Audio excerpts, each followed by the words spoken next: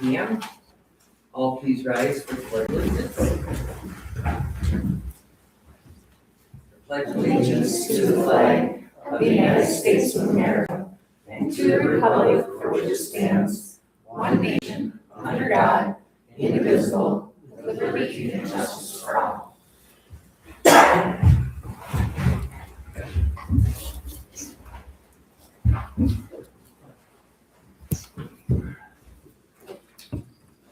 And we will look at approving the agenda. Is there any changes anyone wants to make?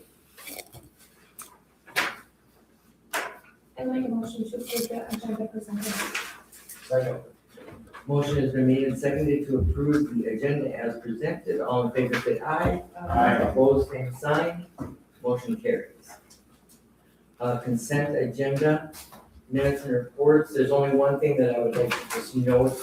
I spoke with Garen down at Public Works. Our mysterious 50,000 gallons of water a day, it just stopped. So we're still investigating to figure out where it went. At this point, he feels it was an industrial type situation that has a bad meter. And meters have been ordered. And until they get replaced, we won't know if that's the actual cause or not. But just want you all to know. I would assume 76 would need to be pulled because we have some action items on that, at least accepting our resignation. Yeah, that's. It's down in the bottom. Yes, too. yeah. Okay, so. I have it in the reports too. Cross Yeah. out the- Yep. Okay. Okay, yes, I see. May I ask you that we just pull the overtime report just for a couple of items of clarification for me? And it would be the overtime report.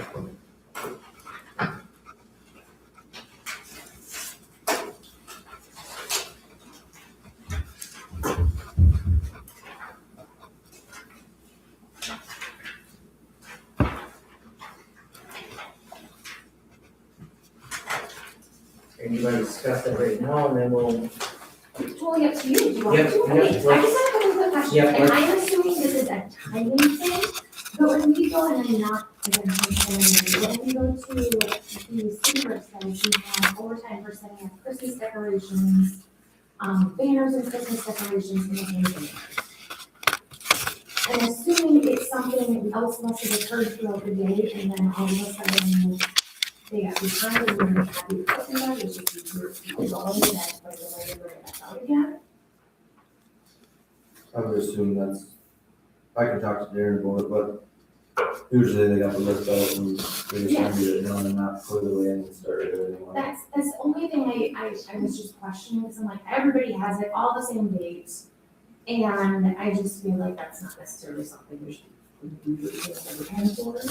Like I can understand like if there's a water leak, something like that, definitely pay overtime for stuff like that, or something that they can't predict, but I feel like Christmas decorations isn't necessarily I can elaborate too if you want. Thank you, I would love it. I do know a couple things they had. They were gonna do it before Thanksgiving. And then the school ordered their banners, because when they wrap the poles and the banners, you can't wrap it afterwards because it's a lot more work to do it. So they were gonna wait till these banners were there for the school. Anyways, they ended up getting them, they got them in the box and they all stuck together. So then they had to redo them. And then right before Thanksgiving, we had all that snow. Sure. So then they were just busy doing snow, they didn't have time. And then, so then they had to do it because then the late parade was that Friday. So then they had to get them up Okay. because everyone wanted that. So that's probably why all those things came into play. Beautiful. Thank you so much. Of course, it's just. I Right. figured there had to be something, so Yeah. I don't feel like there's something here I would approve everybody for, but beautiful, thank you. So with that clarification, I will happily make a motion to approve the consent agenda and pay the bills of $709,127.70. Motion has been made and seconded to approve the consent agenda and approve bills of $709,127.70. All in favor say aye. Aye. Opposed, same sign. Motion carries.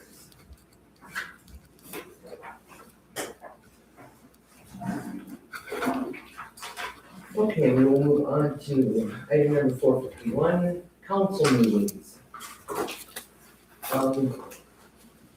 Angela has raised the question if we want to change the date and or time of our meetings. I'm open to suggestions. If anybody wants to, suggest a change, I'd be happy to, open it up for discussion. Is it suggested because the school moved theirs and it's just easier for like communications, for like if the Echo Press or the newspapers are coming to report on Well, it? before we had it on the same days, so then they would start theirs at 5:30, so having it at 7 was probably the earliest we could have it. Well, now that they moved theirs, we're not conflicting if we were to move it up on a Monday. I see. I know in the past it had been a discussion point, so I thought this would be the time to bring it up, to discuss it. If people feel like in their personal lives it would be better on a different day, it's just open discussion if that would work. Otherwise, 7 o'clock is So what we've always if we done. wanted to keep it on Monday, now going to 6 p.m. if the council wanted. You want to be run into their meeting is what I'm saying, yeah. And it is one of their discussions as to why they switched it to Wednesdays, is because then if anyone wanted to attend the council meeting, if theirs ran longer, they still had an opportunity to come. So it's not a different day. Yeah.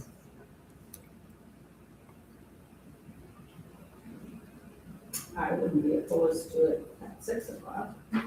Yeah. I'd like to see it stay on Monday, but yeah, I'd be fine with 6. And it wouldn't interfere with EDA because it's not on the same.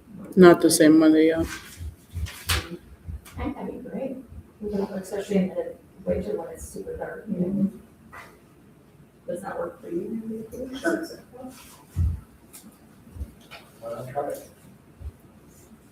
Okay, we will change that then. We'll leave it on Monday nights, but we'll move it till 6 p.m. I will make that motion Um, to change it to 6 p.m. Okay, thank you. I'll second.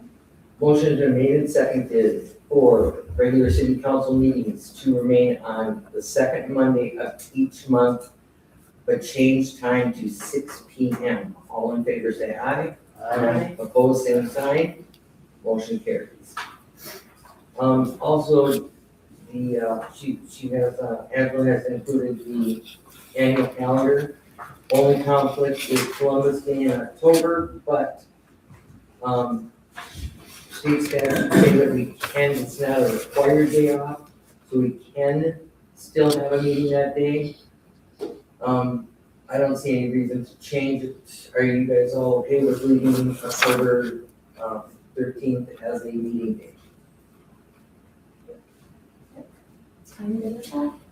Okay, so then we can approve the, if we could have a motion or entertain a motion to approve the 2026 calendar. So moved. Second. Motion has been made and seconded to approve 2026 regular council meeting calendar as listed within the staff report. All in favor say aye. Aye. Opposed, same sign. Motion carries.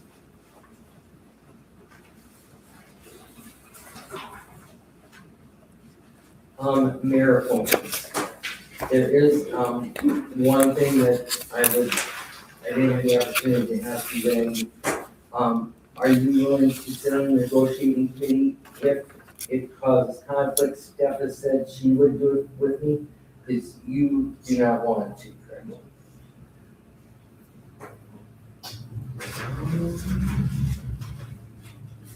I have less flexibility in the job, so I don't know.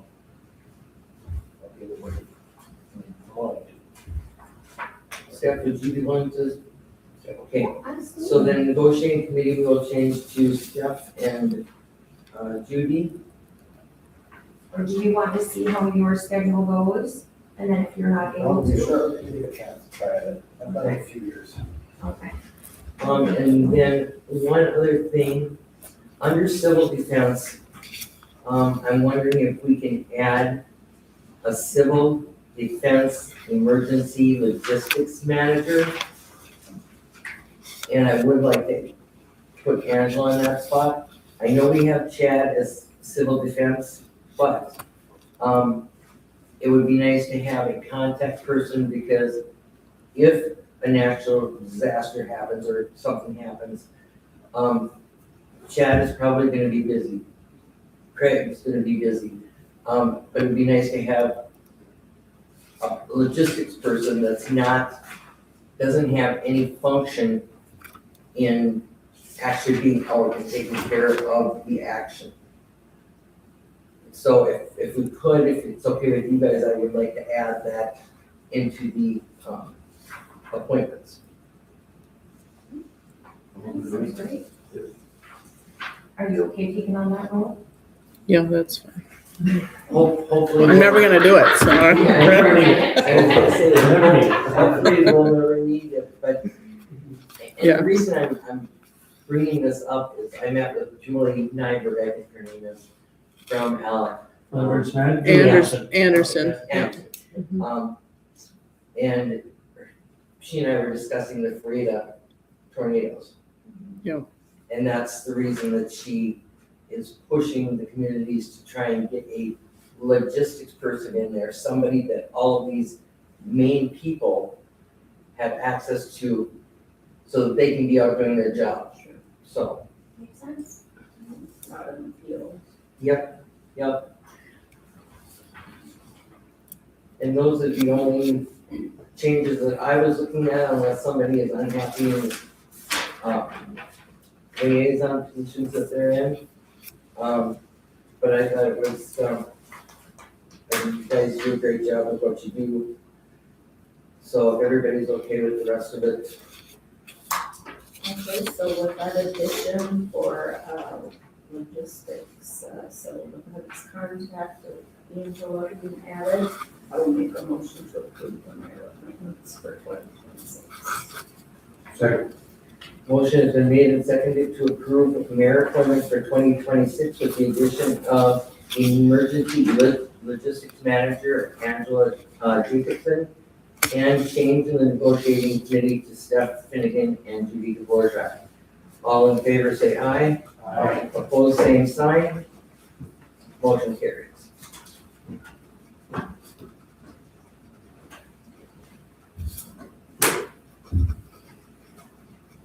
Project number 109, license renewals.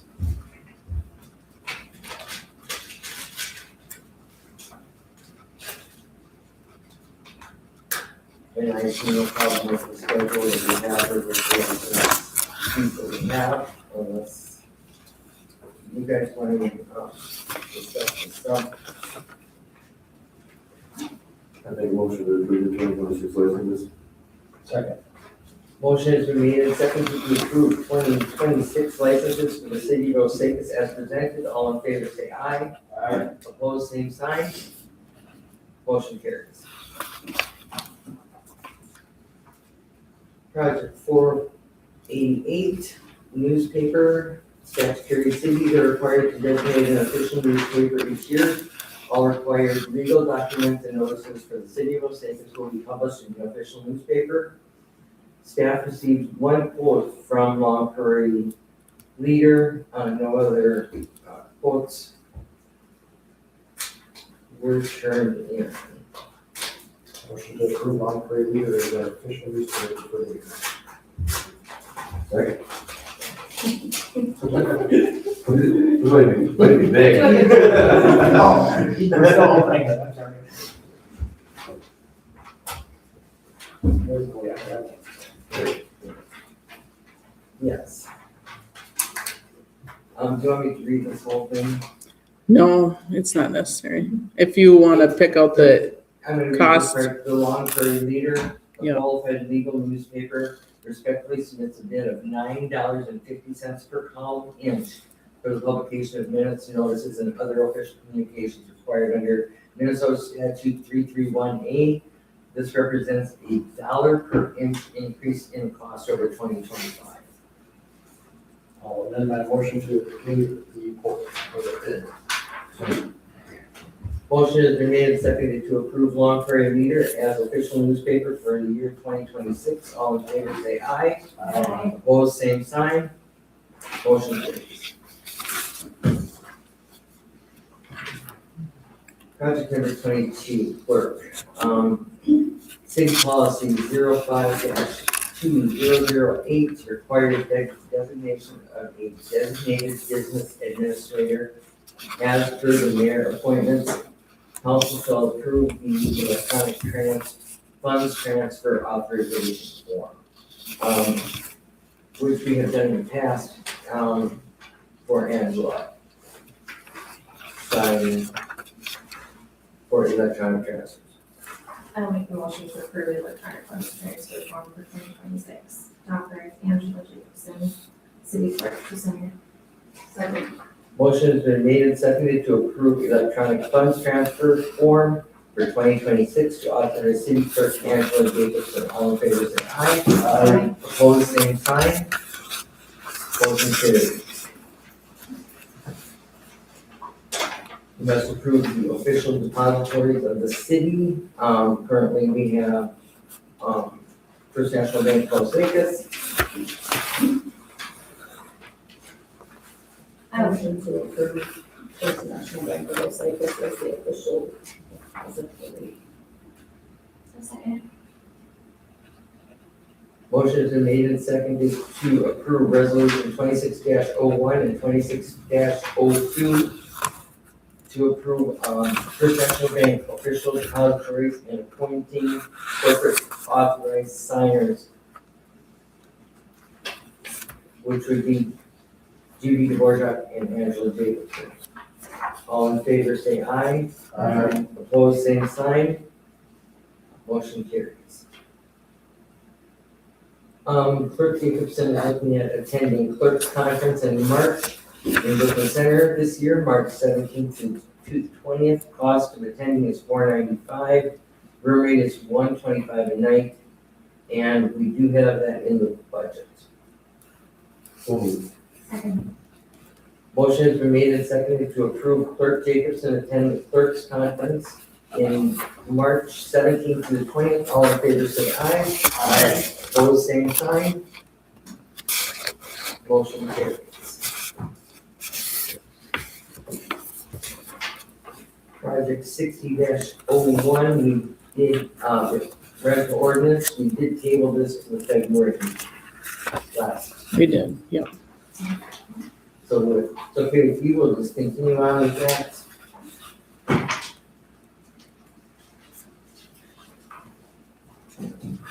Project number 60, ordinance meters. We looked at, we discussed this a little bit last month, and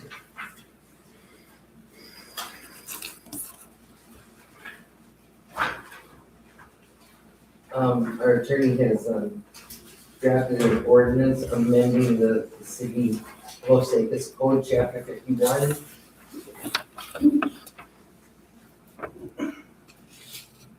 This is if they did not allow us into their residence, is that correct, Angela? That's correct. It still allows us to do a water shut off, but this could be an extra fee if, during the winter time, we can't shut them off, but there would be a fee charge if we can't get in, yeah. Now, would this be on the water bill, or would it be a separate? Well, the way the attorney, wrote in the agreement, it was basically, they would get charged a fee for non-compliance. If they don't pay within 30 days, then it could be put on the water bill. So it had to be a step process. It couldn't just automatically go on there.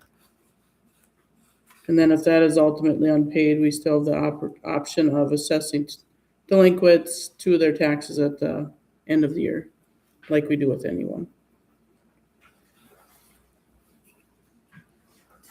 I would like to see the fee be at the $50 range. I would too. It's gonna be more of an impact.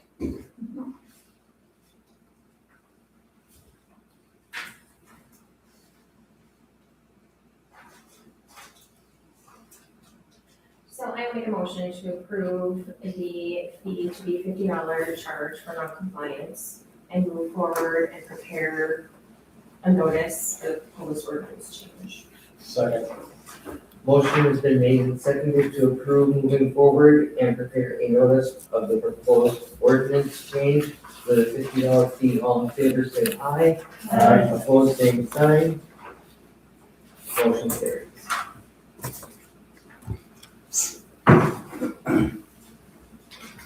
Project number 508, the Infer Land Development.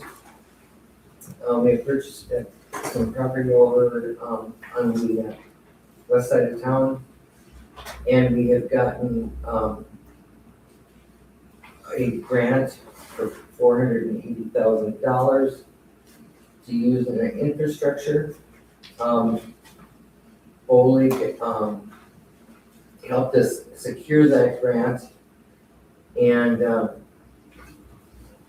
last month, we gave them, approved the first task order. They're now looking at the second task order, and Laura is here to talk to us about that. If you want to come up, Laura. Thanks, guys. If you remember, the first task order was around us being able to not only work through gathering the funding for that grant, but then also coming back and supplying with a summary of the funding and how that works through. So, Yeah, we do. Okay, everybody got one? Yeah. You guys are good. So, yeah, I can restate that. Thanks, guys. So I'm just gonna walk through this and please stop me as we're moving through it if you have any questions.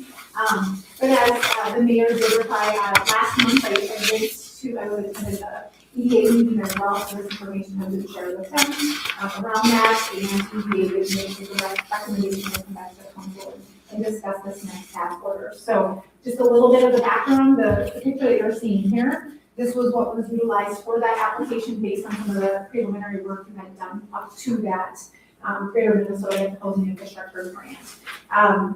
Very, very, very preliminary conversations that you guys had with DBA and Jason Murray. There was estimates right around $90,000 per lot with that planned infrastructure project. At those times, though, again, they were looking at doing all 31 lots at that time. So again, those were kind of some preliminary things. Land acquisition at this point in time, Angela had shared that you did move ahead and purchase that land, and you were able to utilize the $300,000 from some TIF proceeds in order to be able to purchase that land, which again was about half of the existing TIF that you have in place.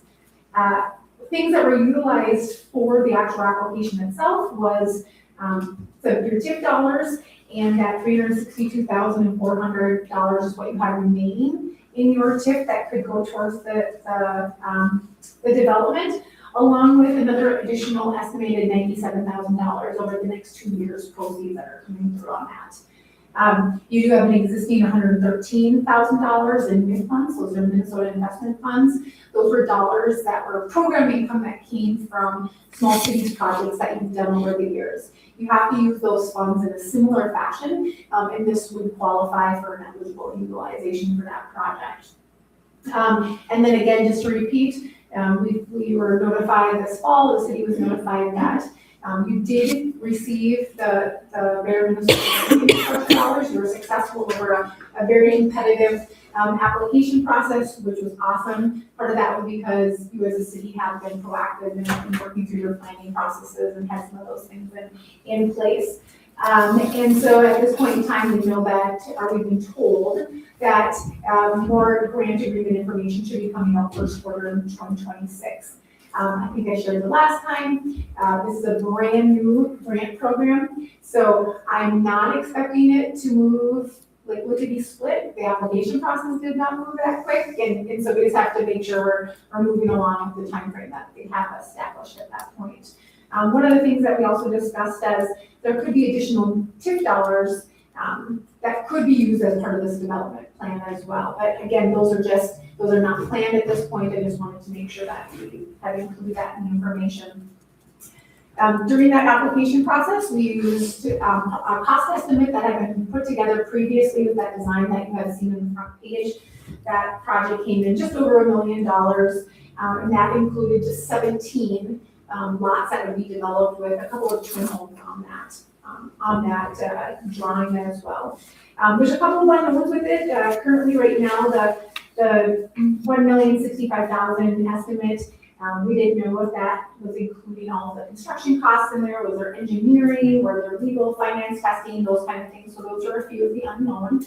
And then again, the assumption really is the material initially affects the overall project funding of the picture, and that really does require some additional confirmation at this point in time. So based on that estimate and taking a look at the project, kind of the costings, you can move on to the next page. At this point, you'd be able to utilize that $362,000 of the remaining TIF dollars for the project. The $97,000 could be used that are going to be coming up in the next 2 years on your projected TIF payments, along with that $113 with the MIF dollars sitting out there, and now your new $480,000 that you have available. With that being said, you only have $12,000 left on this project. I think we can all assume that we don't know if that's concrete at this point in time. That's pretty amazing if that was the case. So we know that there needs some additional work needs to be done at this point to see this thing through. So the remaining balance seems pretty unrealistic, and so we need to really pinpoint as to what those exact costs are and what would be included in those costs. The kind of the discrepancy again that I want to just showcase that there could be some misalignment just between some of those early cost assumptions and then when we actually did the infrastructure grant applications. So it's really around confirming what that was entitled in that estimate and really doing some of the nitty-gritty work that we assume was not included. That would give you guys the information that you need to kind of make those next steps and decisions and really seeing this project through at this point in time. So again, during that DDA meeting, it was recommended to move forward and bring to you guys the task order 2, which I'm assuming is included also in your packet, because Angela was very organized that way. I sent it over. And what would be included in that task agreement is the basic service. Again, it would be having Molly assist you in putting together, doing the early design, the bidding and the construction services with that project, along with being able to continue to do the funding administration, along with continuing to look for additional funding sources for the project. So that in a nutshell is what that task order 2 looks like. You can see the fees at this point in time. There would be no upfront fees whatsoever for it, and the fees would come into place based on whatever the estimate of that project comes in at. I know some of the questions that came up at the EDA meeting, and the 2 of you please jump in. One of the questions was, what's an RPR? You'll see that on there. An RPR is a resident project representative, so it's somebody from Molly who's actually there on site the whole time, watching any of the construction to make sure the pipes are going in the correct way and really holding that contractor accountable for the work that they're doing on that as well. So another question that came up was there soil boring done? And there was not. And when I got that back to TNW, so they said that's the very first thing you're going to do. That can really affect those cost estimates and make information you have to have in place. So definitely that would be included in this as well. So any other questions from you as a council that you may have around what we put together, and then also on the task order and the work of this recommendation? The $480,000, do we know yet how long we have to use that money? So there has not been a grant agreement to receive it at this point in time. In some preliminary early conversations that I had with Nick Betcher from Minnesota Housing, he had mentioned a 3-year time frame. When I mentioned what happens if we need it, he said absolutely. So they're going to work with us. This is they don't have all the kinks in their system out at this point. I'll just say that. So there is the potential to have that extended if need be. You're not going to want to go into that project though thinking like, we're going to need the extension right away, because you just want to start working on it. So yeah, there is ability to have an extension if need be. And you don't even have the grant agreement yet, so the clock's not kicking yet. So that's good. Fabulous. But the money's there. Yeah, the money's there. Yeah. Yeah. Want to make sure. The money's there. As of Then all of a sudden they say, oh, it's not I there. know, we got an email, was it last week, we sent forward that one, just saying we should expect it in the next couple of weeks. Which is actually earlier than the Yeah, initial yeah. late first quarter, so I'm not gonna hold them to that, but they did email out again with verification of that, so, good question. So if we want to proceed forward with task order number 2, how soon do you start doing your? Set off. Yeah, we can start working on that. Obviously, we want to gather our team, get the right people, and determine how plan on the attack at that. Based on where the location is, and I don't know, snow coverage and all of that, but the team would be able to come out and take a look and determine what that timeframe might look like, with just the preliminary information gathering and what that would take.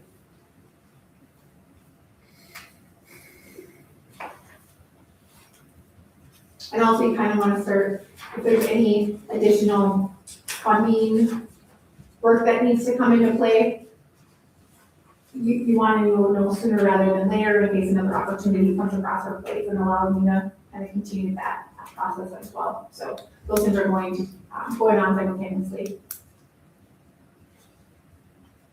I guess I make the motion to move forward with task order. Motion has been made and seconded to move forward with Bolig's task order number 2. Do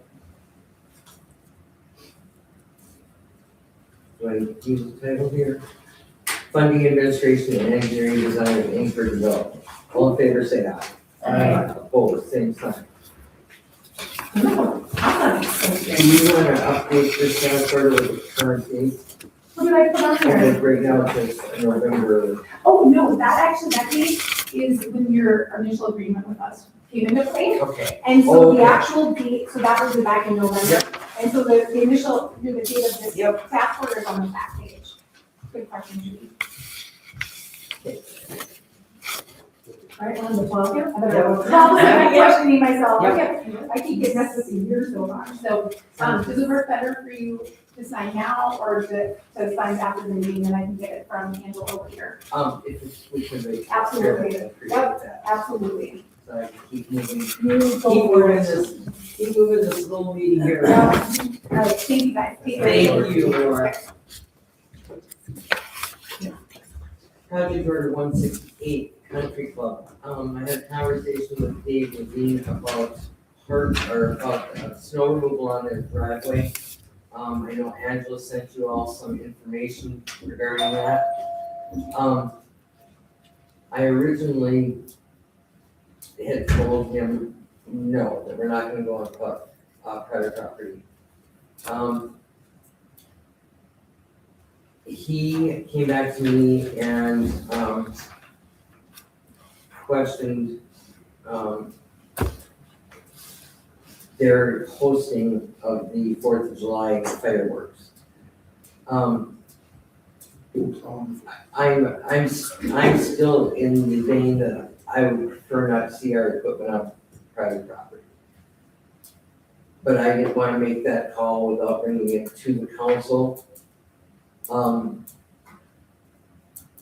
When he started questioning me about these other things. If I tell him no and he wants to change the 4th of July fireworks, I don't know how that will affect us. But I just can't see continuing to do it. We've never had a contract in play, correct, Angela? That you Right. found? That I found, yeah. Just from reading this email, it kind of sounded like a good old boys handshake type of agreement. That's what it's been for last, gosh knows how many years. And that was fine 20 years ago, but not today. And Yes. I feel like a lot of things have changed, and I do not think that we should get into the habit of taking city resources onto a private entity. I think that could get us into trouble. And it hasn't at this point, No. but we don't want it to either. No, And I guess we'll have to cross that bridge if, I'm not saying an ultimatum is gonna come, but I guess we'll just have to cross that bridge when we get to it. okay, so are we all in consensus then that we do not want them to, go on private property? Should I get a motion? You should.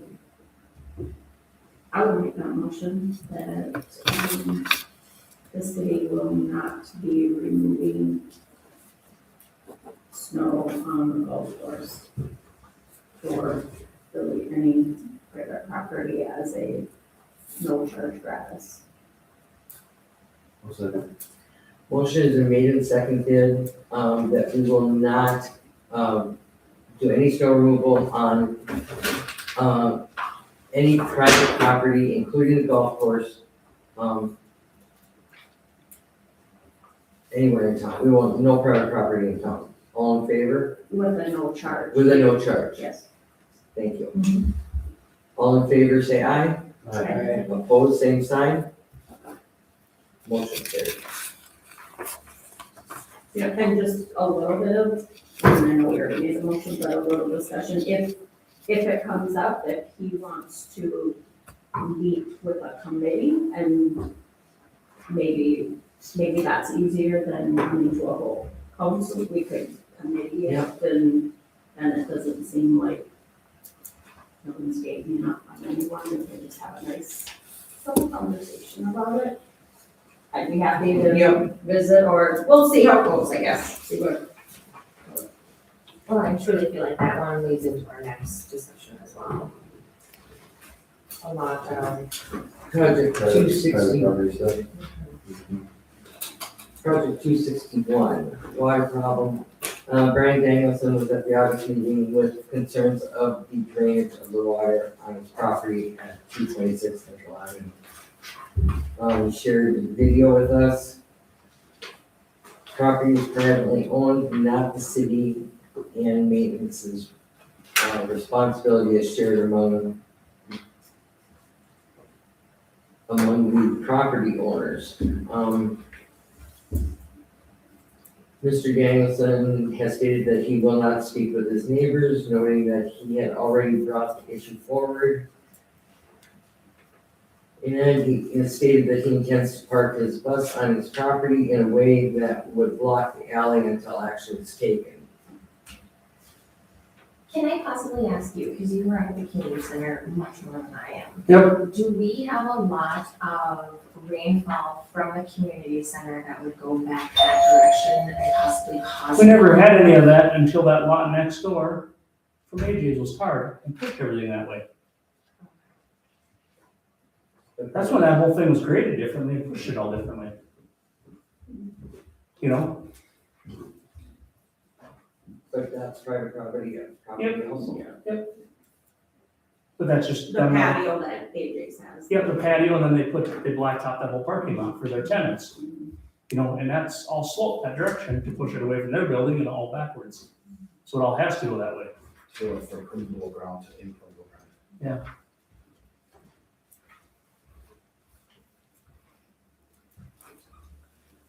Angela, I know Brian came and talked to you, did he give you any more clarification?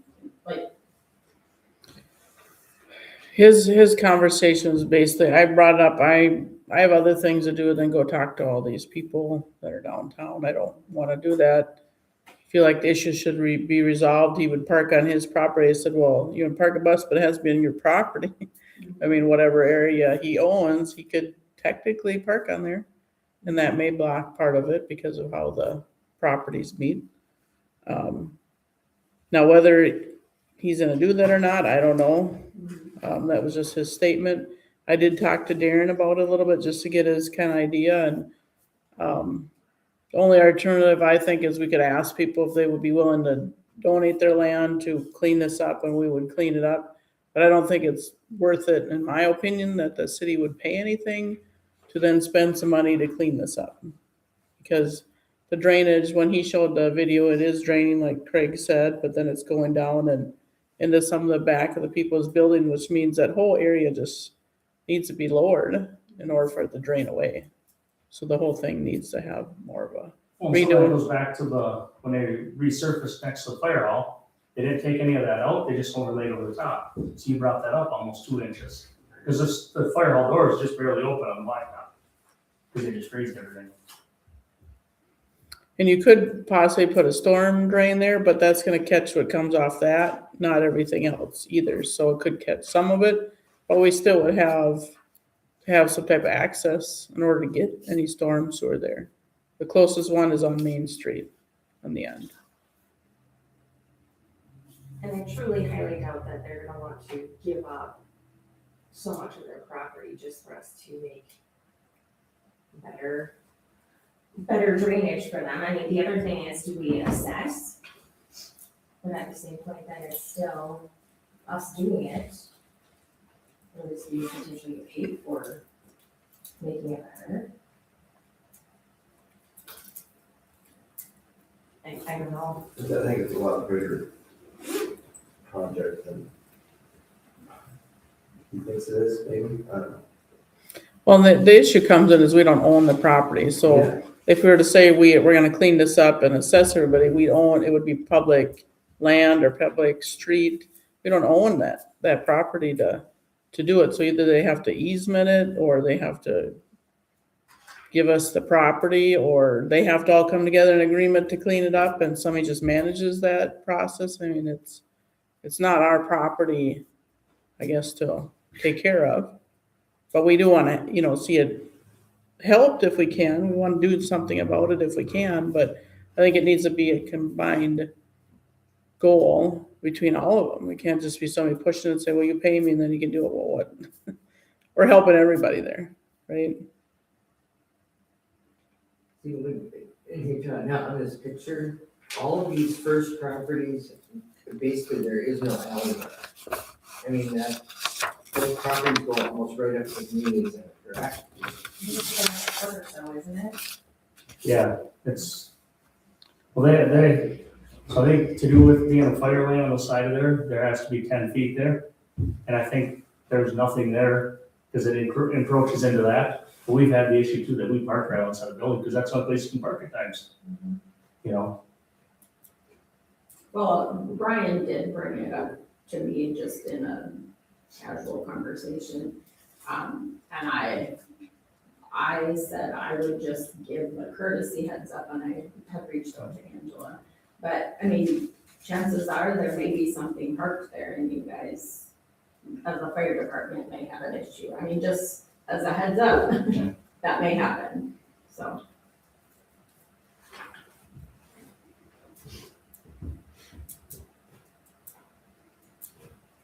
I'm not pushing for another meeting, but do we have everybody come up here and what are your thoughts on this? Like meet with Brian, or meet with all the tenants up there and Yeah. Darren.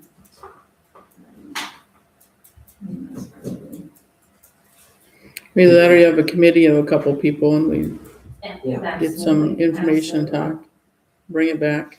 Because the way it is right now, it's a no-win situation for us or them. Mhm. The utility easements, the only thing we can do there. They still control the property.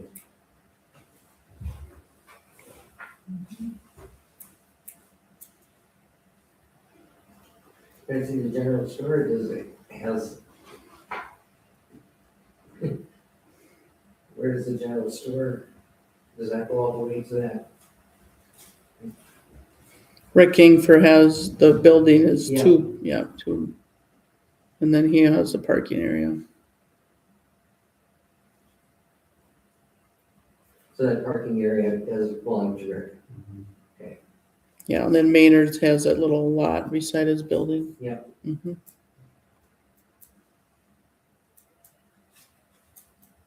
That area that doesn't say anything, that actually is public. That's the city's, but What is it?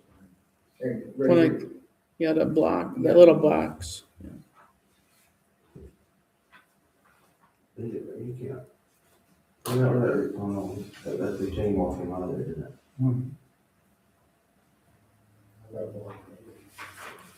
Yes, really,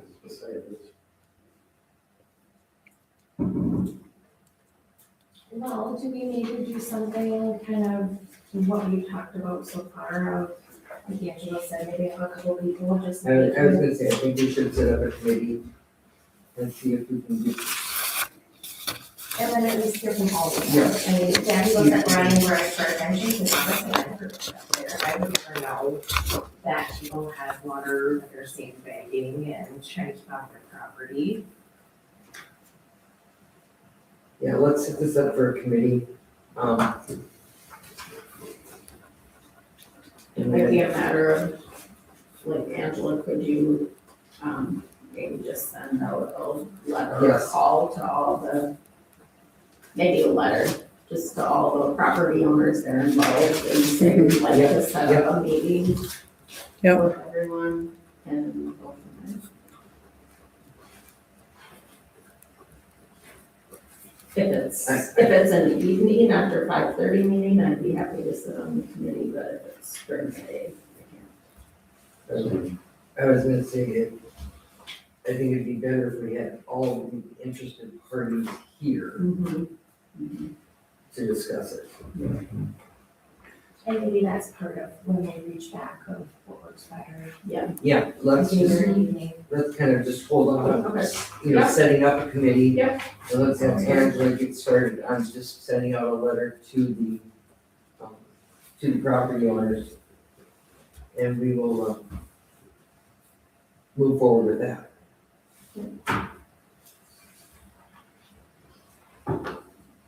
Okay.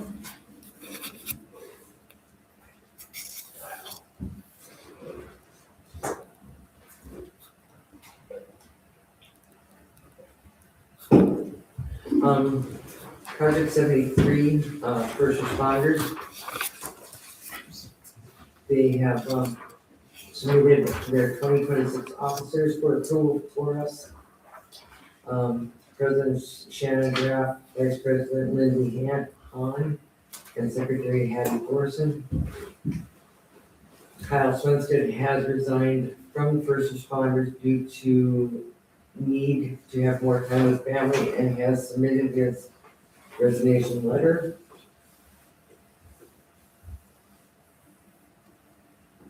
I will make a motion to approve the resignation letter from Kyle Swenson and approve the 2026 officers as presented. Second.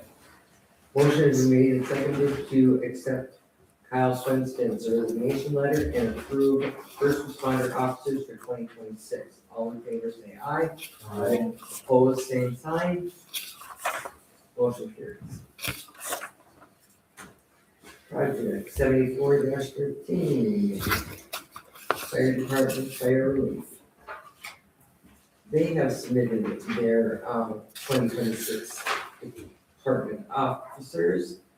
Fire Department Chief Craig Robin, First Assistant Chief Travis Bittendorf, Second Assistant Chief Kyle, oh my gosh. Okay. Okay. Kyle, Training Officer Alan Stoll, 2026 Fire Relief Officers, President Kyle Kay, Vice President Matt Kroll, Treasurer Bob Colstrom, Secretary Craig Schultz, Board Member number 1 Chad Zimmel, and Board Member number 2 Adam Trisco. So moved. Second. Motion has been made and seconded to approve 2026 Fire Department Officers and Relief Officers as presented. All in favor, say aye. Aye. Opposed, same sign. Motion carries. Do you have anything more for us, Mr. Craig? We just set the schedule for our township meetings will be February 25th.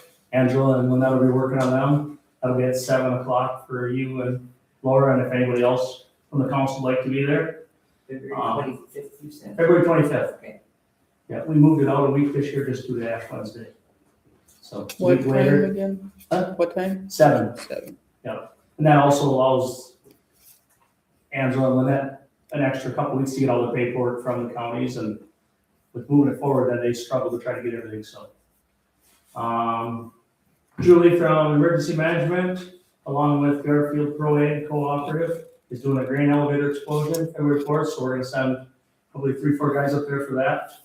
Kind of go over, they've got a bunch of trainers, we're gonna take our input from when we had that silo explosion and kind of putting everything together for that, so we'll go up there. And then calls over the last 4 years have been on a decline.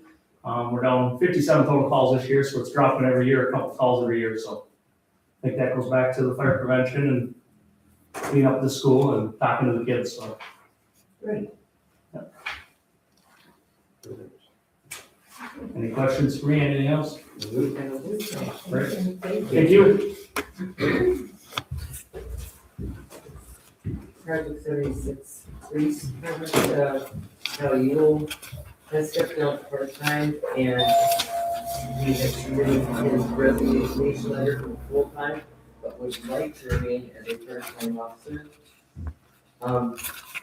Chad and I have been discussing his replacement. Chad has reached out to our part-time guys. Seems we may have some interest in part-time people. If it's okay with council, we would like to proceed forward. We're looking at a part-time person to fill Sal's full-time position.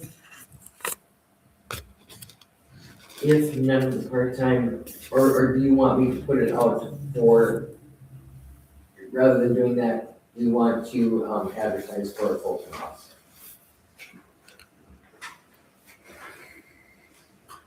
Probably not gonna be a popular comment, but with them all being so new, I guess I wouldn't be opposed to putting it out. I mean, I think who we have, they do a great job, but some of them have not been. I was gonna say, the one that we're kind of really looking at is Austin.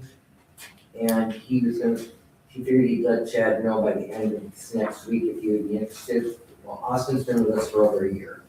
Sure. So, as far as knowing what we do, Austin is pretty good. The other one was Cody Singer. He's kind of waffling. He's the one that works up at the dispatch. So. At the jail.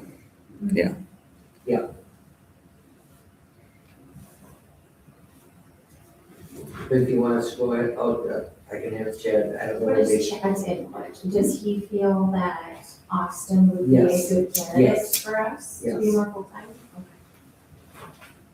I also think we have to weigh that factor too, that if he's Yes. working him much closer. I was gonna say, as far as training, there'd be very little training because Austin is basically stepping into the shift that Cal's working, and he's working a lot of those now when, While he's gone. Yeah. He was filling in when Chad was off too. no, he's the one that, Paul Sorms, on right over here. Lives in town now. Yes. Mhm. Oh, So, if it's okay, like I say, Austin is interested, but to be right up front, he has applied to LPD and Douglas County Sheriff's Department. Told Chad he would let him know by the 1st of next week. Cause he would be more than happy to, but he's interested in those jobs too, so. I truly think it's only because it was full-time, not necessarily a dislike of our community. It was more Correct. the That's- shift. That's all he was That's what looking I for thought. was full-time. And he stepped up to the plate when Chad was out and he put in, he was Cal Show. Yeah. So he was working full-time during that period also. So would you be okay with us waiting till next week before we made a decision whether we wanted to post? Or- No, in like some of those things, I mean, living in town and. Yeah. I mean, Yeah, and he, like I those said, other items. I was gonna say, he's been around for over a year, he knows all the systems, who's been handling Cal's shift. Of course, here too, with that being said, Brandon would basically move into Cal's shift and Austin would move into Brandon's. But both of them would be on full-time. I think it'd be nice to wait and see what comes of next week. And See the following week and if Austin isn't interested, I can certainly have Chad post it. Put it out there. And we can let you know as soon as we get an answer from Austin.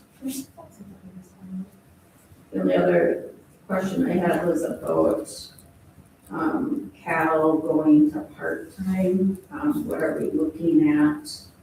So it's February 4th effective, in his contract for like, at what wage and Thank like, you. what are these? I thought about that and I didn't investigate that. Because I totally get it that he has a lot of background and no training, but this is also becomes a very expensive part-time officer. I'm not saying we aren't gonna hire him, but also looking into his union contract as to what else this is going to entail. Yep. Perfect, thank you. I'll, dig that up. I will give out the contracts. I have it, so. Okay. So if we were to offer Austin the job, would he maybe possibly take that and not consider that? He wanted to continue through the, or the interview process. I was wondering if we would consider. I don't know, just saying, if we're waiting on making a decision, then it's done. Then Hey, we'll hire ya. Then let's discuss one other thing too. Right now, I think Austin is at step 1. Now, he's been with us for over a year. If he takes a full-time position, can we move him right to step 2?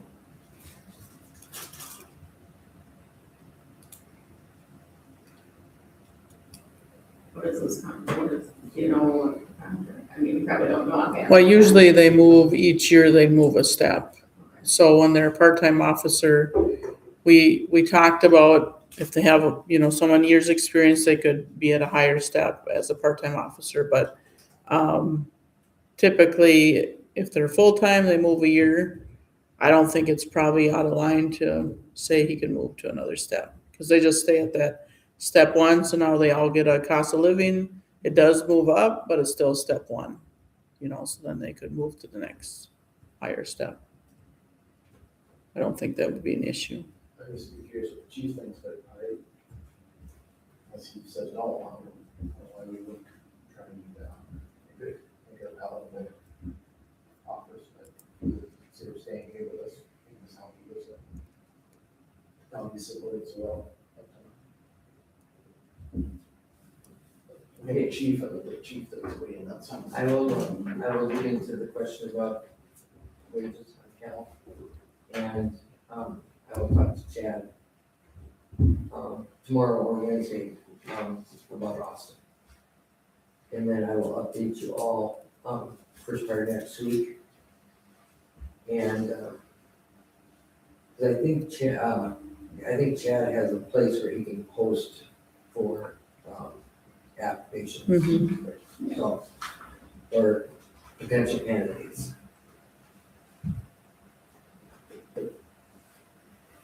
And as soon as I get that information, I will have Angela share it with all of you.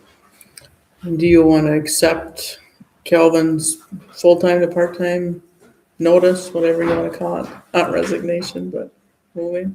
I think we should table it honestly until we hear. I Okay. mean, Yeah, I yeah, know we yeah. have to. Unless we're gonna be satisfied with whatever the salary was. Yeah, We'll, that's fine.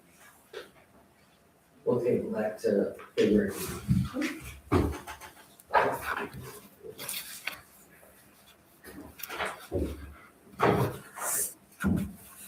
Project number 24, the liquor store. Jordan. Come on up and see us. Oh, man.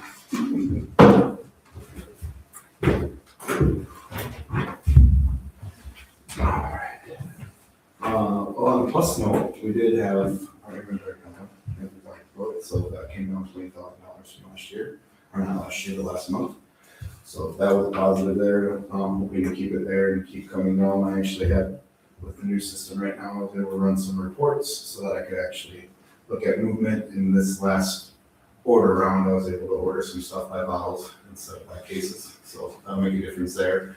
And I'll be able to, I'm hoping before summer hits, take a good look at some of the reports on items that we have movement reports to, and then see if we need to start thinning out some stuff that was ordered before we had that ability.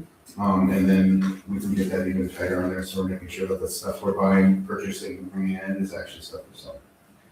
That would be beautiful. Yeah, that would be a good one there. I know we're gonna finalize everything with the audit on Thursday, so we figure we're gonna have better numbers by the end of the week, so we can talk about the rest of that in February, along with, I'll put together the information for the February meeting, get it to you guys beforehand, so you can look at it for the, so we can start chatting about the parking lot and what that looks like. And if it's something we can still try to swim at, which I think we have to, based off of just the way the different trip hazards and stuff we have going on with the concrete and working on itself with some other issues that we ran into. Let's see, pool league started for wintertime activities. Sunday meat raffle, it's still actually picking up and doing well, even though the Vikings aren't playing. So this kind of a test this Sunday to see if we needed to move it to Barco Saturday. And we still had 30 people show up, and some people coming from Little Sock Center, getting a group from Sidewalks that's coming in a little bit before 3. So that seems to be working. We had 35 people there on Sunday this week, which is about 15 people more than Jeff did. They had a shift without the Vikings playing. So we're going to keep that there unless other things change. That is also being advertised. A couple other radio advertisements we have going on right now too is we're doing half price transfer walking. So we were doing that we actually have a pretty good following for a while. Started to pick up a little bit too. Since we were doing it for the Vikings, we did that, and also doing the quarter game again with getting tickets for them, and tickets are quite cheaper. So we might even be able to do 2 this season, depending on how the quarter game works for. So work for the Vikings, I think it's gonna work for a while also with the fan group we have. I have some specials going on as far as liquor going, Captain 21.29, Windsor's on sale for $13.29, Fireball's on sale. All these are running through February. And Pendleton whiskey is $33.99. We still got 3 beers that will end the end of this month, and then I'll be changing them in February that are on sale with that ad also. And then I had the ability to get 2 limited bourbon bottles that not every store gets, but it was based off of our bourbon whiskey sales this year. We qualified to get some limited edition things that were released.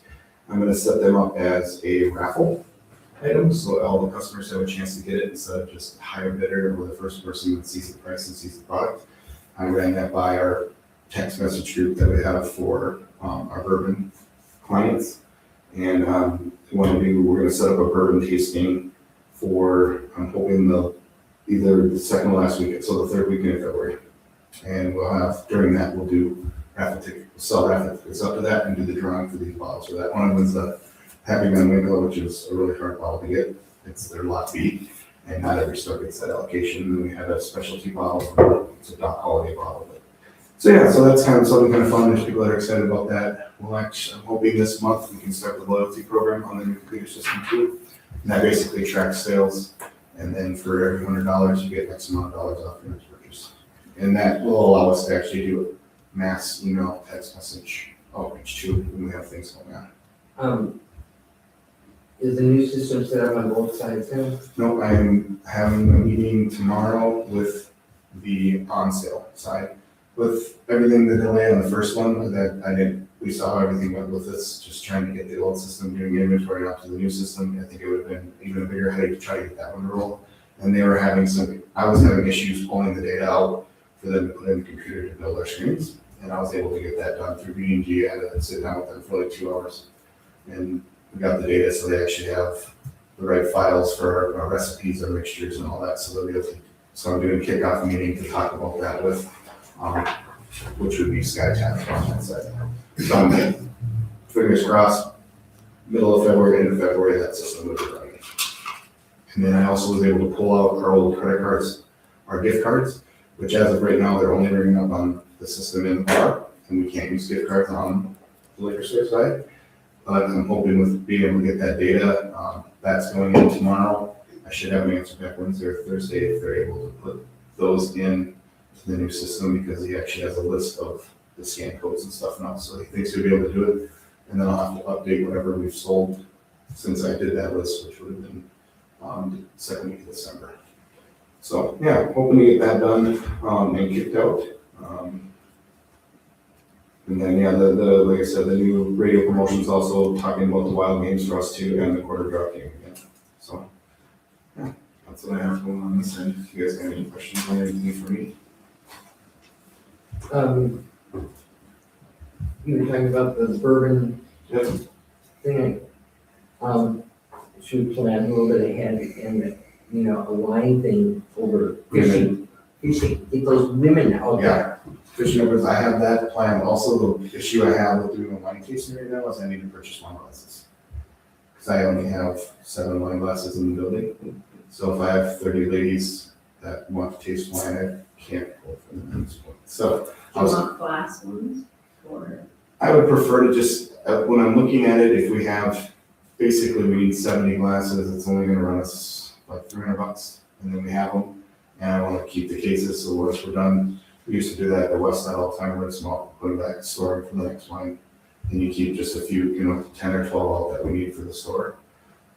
It's a lot nicer to have like 1, 2 to 3 glasses that you can taste in front of you. You're doing it, we'll do a little cheese tray. I'm gonna see if I had mentioned with Maine, if they could build something for us, bring it in from there.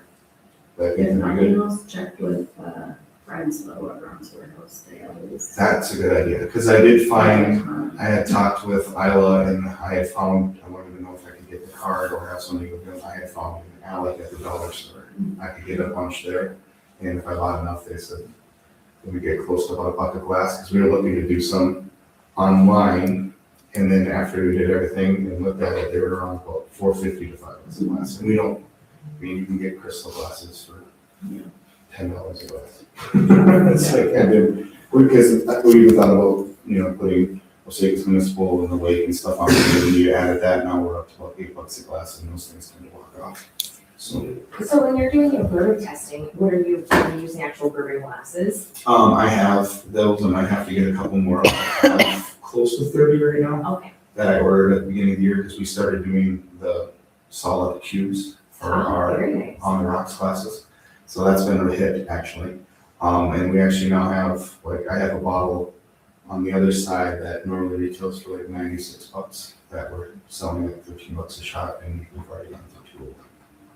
So it's a higher markup, higher margin, and people are enjoying that side of it. And we're also going to walk into that with doing some martinis, like a different kind of martinis and down short glass margaritas and stuff coming in the spring.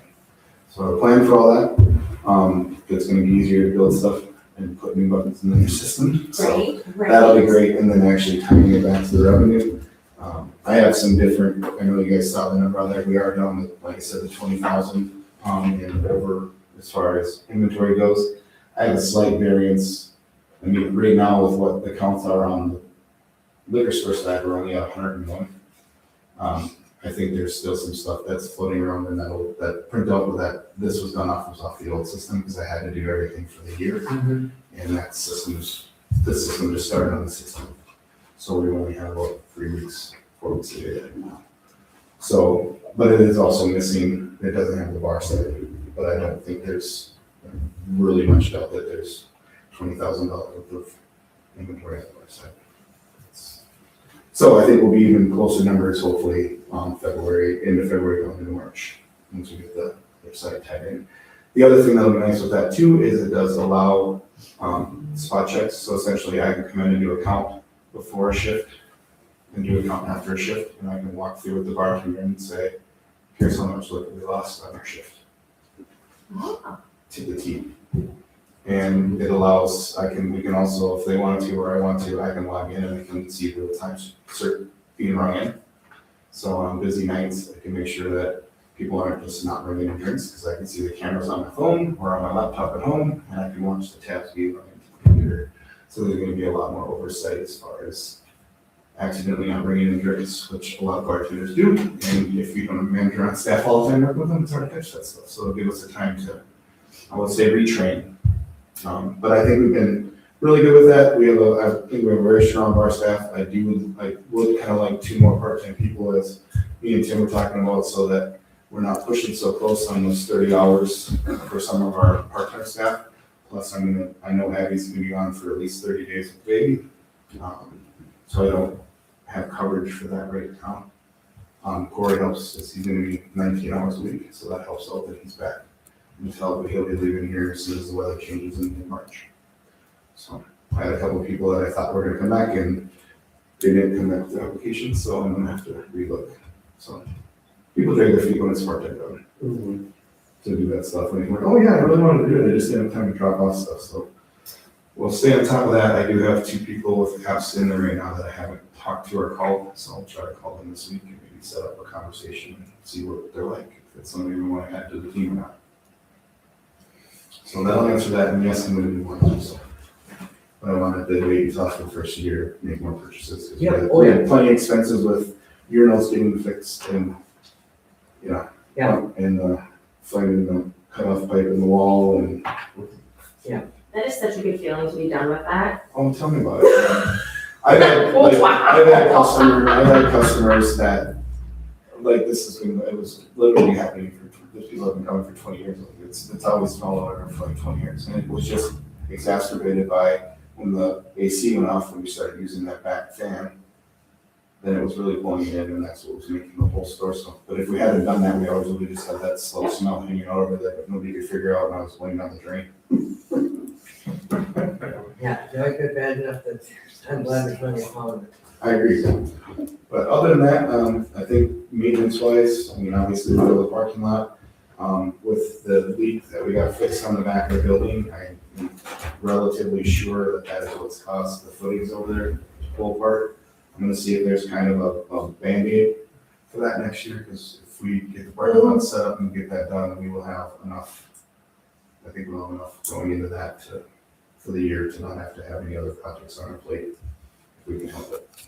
Especially with some of the concrete stuff we need to do with the ramp. I don't know if you can patch where it's at, or if that's redo that whole ramp. That wasn't part of the original bid for the handicap either, but that top's hit. Yeah. So we'll try to avoid as many trip hazards as we can. New camera system in, I can log into it now. I was able to look at the video. So that, It's nice, you can really see what's going on behind the bar, That's good. so it's Which just is- a beautiful thing. really good. So if that's the thing too, when you can't do that all the time, you get to put, bring up stuff three days later, a week later, 2 weeks later. And it's stuff that I would like to know the next day or the day after. So whenever people do that, I always ask them, if you see something, or somebody does something, or you're questioning something, let me know. Be my eyes and ears to help with that. I did, because it falls in my revenue path, I did extend and sign a contract for the cleaning crew to come every Friday now, because they had a cleaning crew quit, or one of their contracts decided not to re-up because they're looking at the budget. So we'll have Monday and Friday now with them, unless it's a holiday or vacation, or they can't get in because of plowing. So the plowing's been great for them to be able to come in at least. It's nice to walk in there, you don't have your shoes leak. Yeah, that hasn't happened in a long time. The biggest thing now is you could literally mop the floor in the morning, and in the afternoon with all the salt, it looks Oh, yeah. dark floor, white salt, looks rough really. There's a couple other maintenance things that I'm gonna have to address, because it's a little bit of a trip hazard, and I know everybody's seen it that's been in the liquor store, is some of the water from the cooler sweating so bad when the AC was out, it has dripped.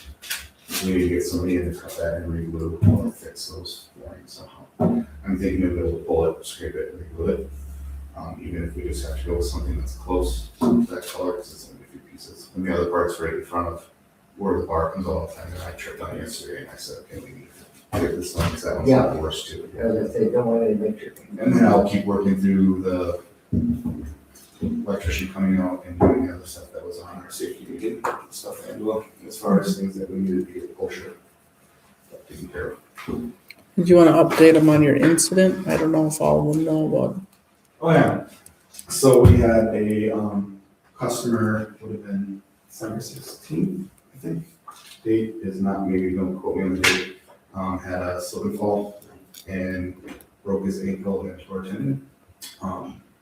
And we did some research on it. It was the patio door, which has always been an issue. When I first started, I locked it, and I had customers saying that they couldn't do that because of the fire code. I kind of took them on their word and tried my best to do it, but it's a catch-all area back there because you can't clean off the deck.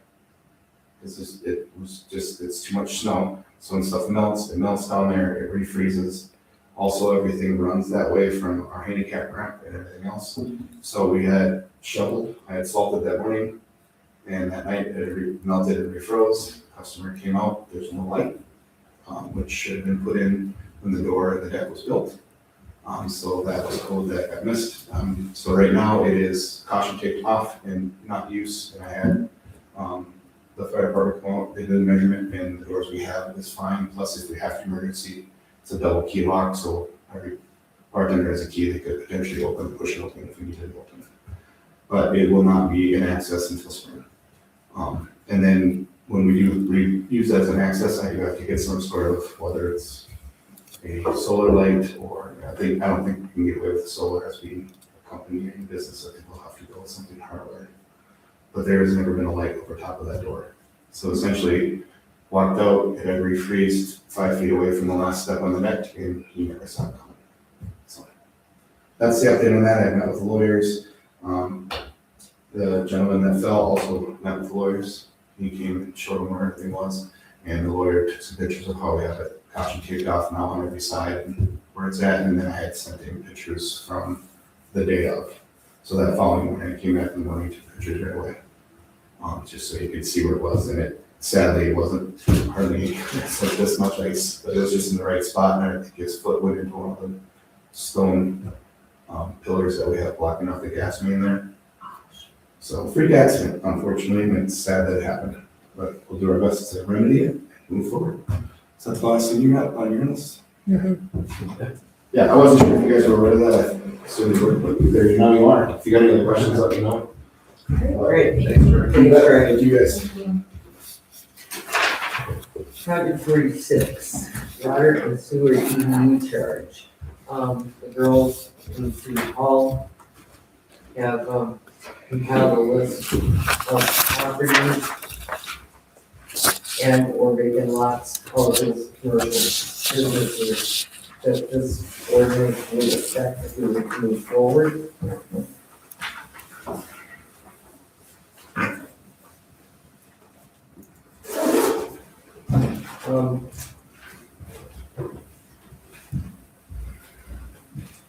The city attorney sent an email in December regarding this.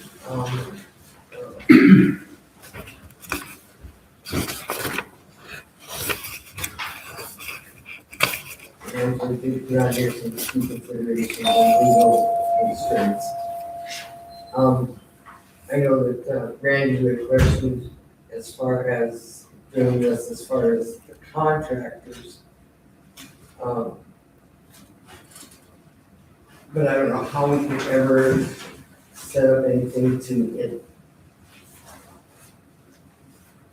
eliminate those. I mean, if it's all or none, isn't it? Well, that's why I included the list, because I wanted you to, understand if you're looking at vacant properties, what we have as a list currently.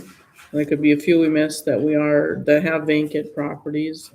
Some are, development areas, some are just infill lots that we consider a vacant lot if it's not tied to their home, meaning the lot could be sold as it stands. Sometimes they combine it, it's one big lot, then we don't count it. But if they're holding it kind of on the side, we count it as an open lot.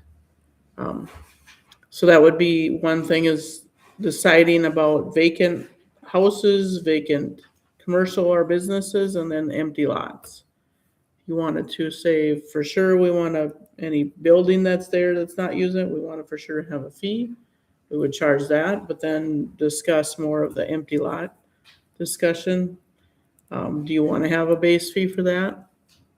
Maybe it isn't as much, maybe you do have something to just, keep them knowing that this is a lot that should be maintained and should be built on.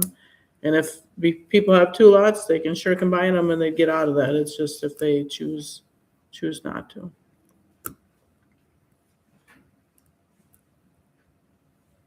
When you say combine them, what, When I say combine them, it's like, let's say, nope, so if I were to have a home and I bought, let's say, two lots, when I bought it, I built on one lot and I still have this other lot there. So if I go look on GIS, this lot sits itself, I click on that, it describes it as that lot. And they have their house right next door and it describes that lot, meaning they can literally just put this lot up for sale and sell it. Now, there are some properties that have to, and they combine it and it's one lot, so it'll say, I own block 2 and 3 of this addition, and it's just one lot together. So if they were to want to sell it, they'd have to go through the process of splitting their lot and combine it, and then they have to give our approval to do that. So it's not as easy for them to just sell it. So that's why people tend to keep it separate, because they could just put it for sale anytime if they want. Even if it's non-conforming, as long as it is a lot. so They could sell it. if they have something like that, they would have to go to the recorder's office and combine those two? If they have something like that, let's say, and they want to combine it, they can just come in here and we would approve them to combine them. I just have to sign off on them. If they have lots where, and Randy can attest this on planning zone, there's lots that people might have their garage right up to it. We'd rather they combine them and just have one lot than having this line right beside there, because the potential is they could sell it and now it's not meeting setbacks and there is an issue. And I don't know, the new book I have, look very closely at it, but back when I was first time around planning and zoning, they were actually supposed to combine the lots. They're non-conforming. Yep. They don't meet the current lot sizing and they have two lots. They're required to combine them, but we don't have any process to force them to do that. But this might encourage some of that also. Yeah. Just, I think it's still in there, but I haven't did one for specific. And there have been lots that over time have sold with the EDA being more active. We've had lots that have been cleaned up, and there's still some still sitting out there. Some of them's, on the market, they just don't do it. See both ways. But it sounds like there's other cities that do do it. And this, just to move back a little bit, this was originally brought up by the EDA, wanting to incentivize people to do something with their property, having some type of fee on there. We can't just charge a fee that says you're not doing anything with your property, want to charge a fee. We can, however, say we have infrastructure that is ready to be used, it's not being utilized. We can charge a fee just for it being available to them. And that was the discussion that started this process of looking into it.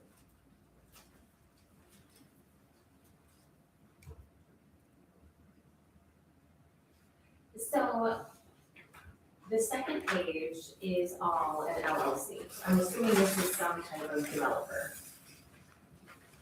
The second page where it says the council's key, That's, And that's the issue. yeah.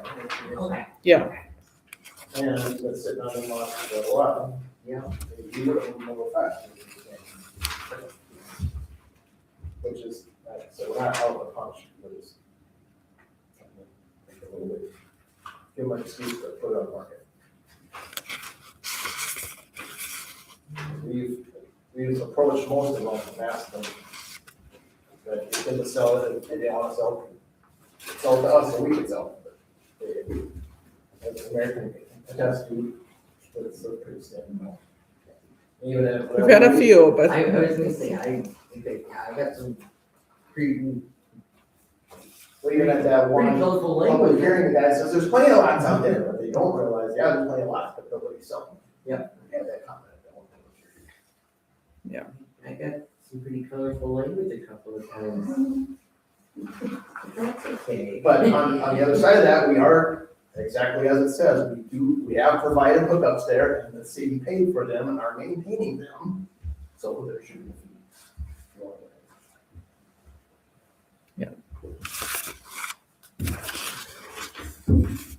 Yeah, if we were to move forward with this, do you have to have a public hearing? What the attorney has said is, we already have, it's outlined in ordinance that we can charge a fee. We just have to decide that we wanna do it, and we're gonna apply it. So it's already allowed, we're just not going forward and saying we're gonna charge every property this. We just have to make a decision. Now, you always can have a public hearing, and there's no rule that says you can't, we're not required to though. Personally, it may be kind of nice just to hear what their side is. So for example, there's one right down the road from me. It's a very itsy little lot, and it's gone through at least 2 different owners. And now it's up to at least the 3rd owner, and they cut down a whole bunch of trees a couple of years ago, but yet nothing has been done. And maybe it is just something of, hey, what's going on, why the holdup is so many different things that it could easily be. I would say, let me clarify, our ordinance already says that we can charge? Our ordinance already allows the email I sent from the attorney, which is quite lengthy, basically stated that our utility charge service fee collection system for users already establishes that we have a user fee for each person. We're just not applying that to each person that has a vacant property. So what they're saying is that we're allowed, per our statute, per our rules already, to charge a base fee for access to your sewer system. We're just not doing that for vacant properties, or people that are long time vacant houses. We haven't had a consistent charge on them. We do a seasonal one, so if they're gone for the winter, we charge them.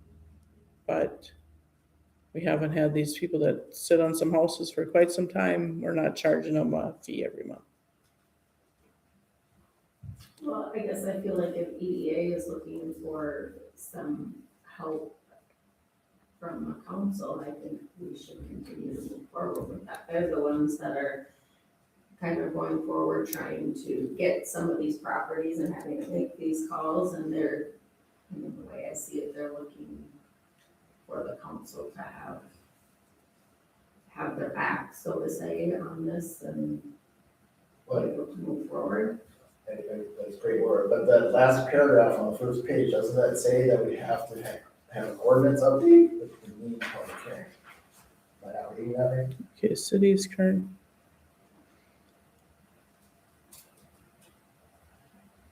It says right there, an ordinance update. Yep, you're In correct, ordinance, yeah. not have a public hearing. So an ordinance update to allow the vacant, unconnected properties. So houses, you could charge the vacant ones, you're correct. Which, I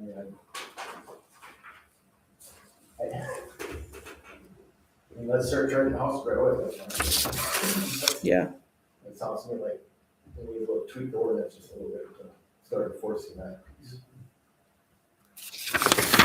If I'm reading it right, just the ones that get trouble.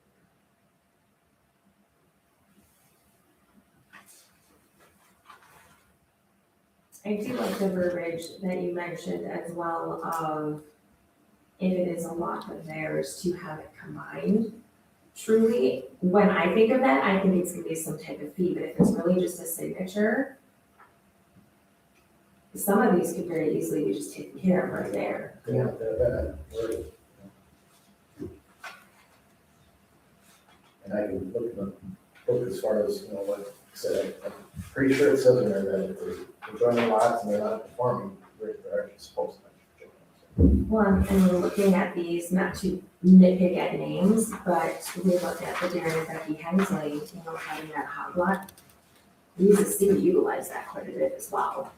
And that's why the company, we wanted the council to consider all that. We're just looking at it from our perspective.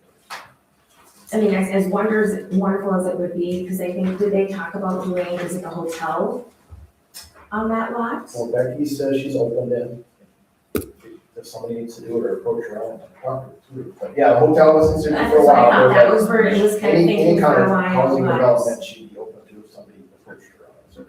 It isn't so much, say, that's the problem. Some of the people that haven't been sitting on their lots are gonna get hit out by this also. So that's what makes it come, that's why you, that's what you're saying. But there's some people that have been sitting on their lots for a long time. And even turn us down when we approach them. And yes, the utilities are there, we have to maintain. And I appreciate this because it's really nice to actually see, you know, especially this one, this whole development, I mean, that makes sense. But even just seeing who these people are, and honestly, I was surprised not to see one of my neighbors on there, because I thought for sure they had an extra lot. So maybe they already combined theirs. I don't know. I will be honest, if your brother sells his, I will miss it. Mm-hmm. Because it's very nice having all the snow there and all the kids go down and play on the hills down there.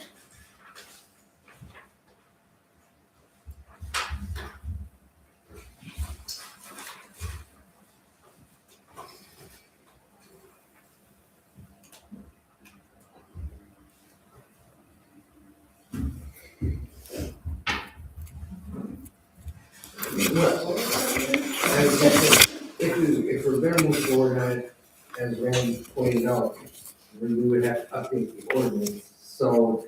On the vacant lots. Yeah. But In reality, but in order to update the ordinance with vacant lots, we would have to then have a public hearing, correct? Right, that's what, yep, it says. Then why don't we move forward with that? And, see how much info we get back.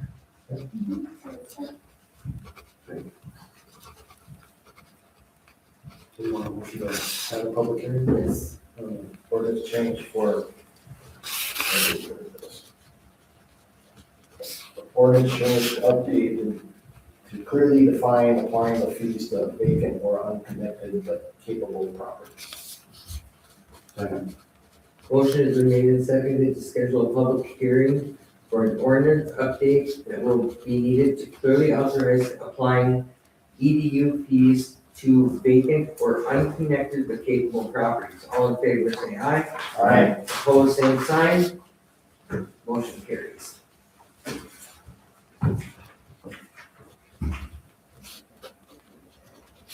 Did you ask the question specifically about their development?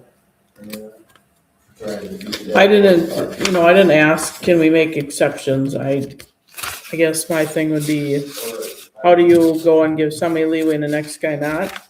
Unless you're just gonna give a less of a price. It's built on prior, but again, I don't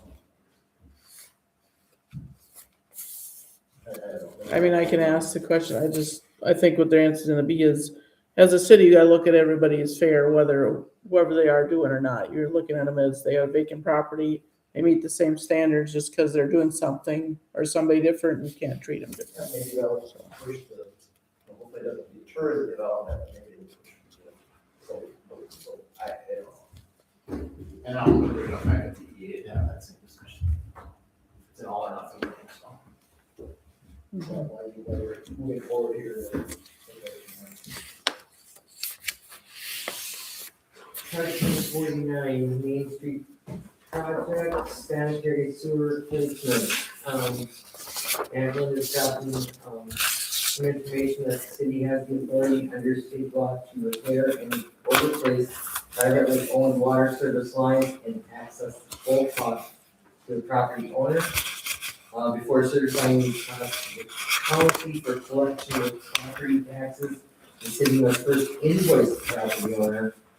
While that's not legally required, it is recommended that the city notify property owners in advance that service lines may be replaced if necessary, and that they will be responsible for 100% of the cost.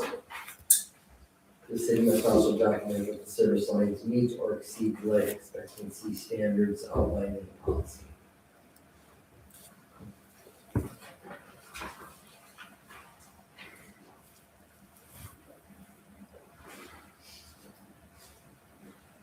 Well, I think that we should just plan on moving forward, That's how, that's what we're gonna yeah, do. how we'll operate, yeah. I'll make a motion to approve that bill.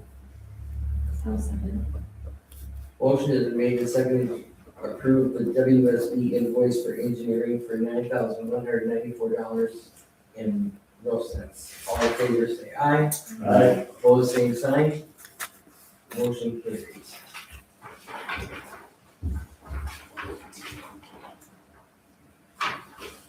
There will be a public hearing about this, Main Street project too, correct? Yeah, when we get to having final numbers from them, Yep. hopefully next month we're gonna hear that, February. Okay. Then yes, we have to have a public hearing, it's required. Okay. Project 102, we first look at the EDA minutes for approval.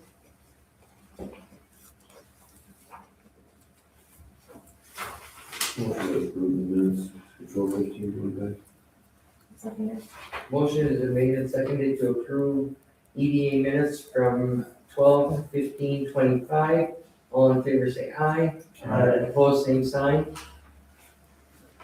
Then we also have a resolution 26-03 that delegates the authority and responsibility for administrating the city's forgivable loan program for the housing program to the EDA.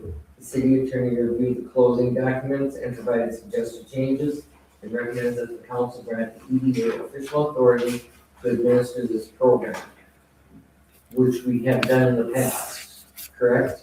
Well, when we started this program, we didn't have an official approval for the EDA to manage it, they just said, we want you to.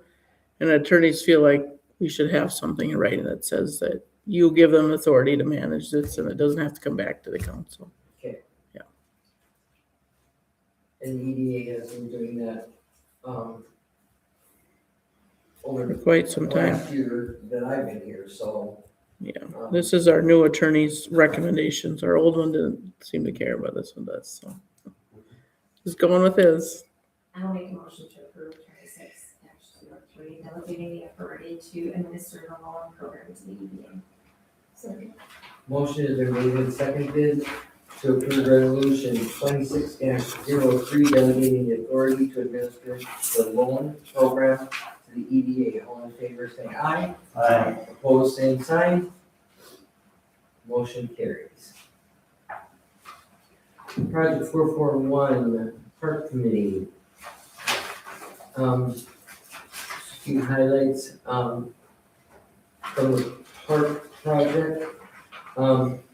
At the last meeting, we discussed the bids for the project. We will, look to start bidding that in February.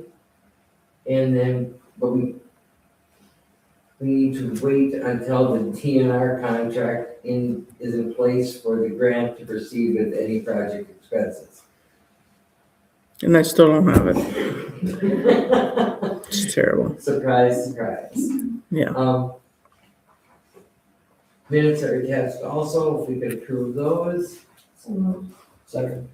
Motion has been made and seconded to approve minutes from December 16th, 2025 meeting of the Park Committee. All in favor, say aye. Aye. Opposed, same sign.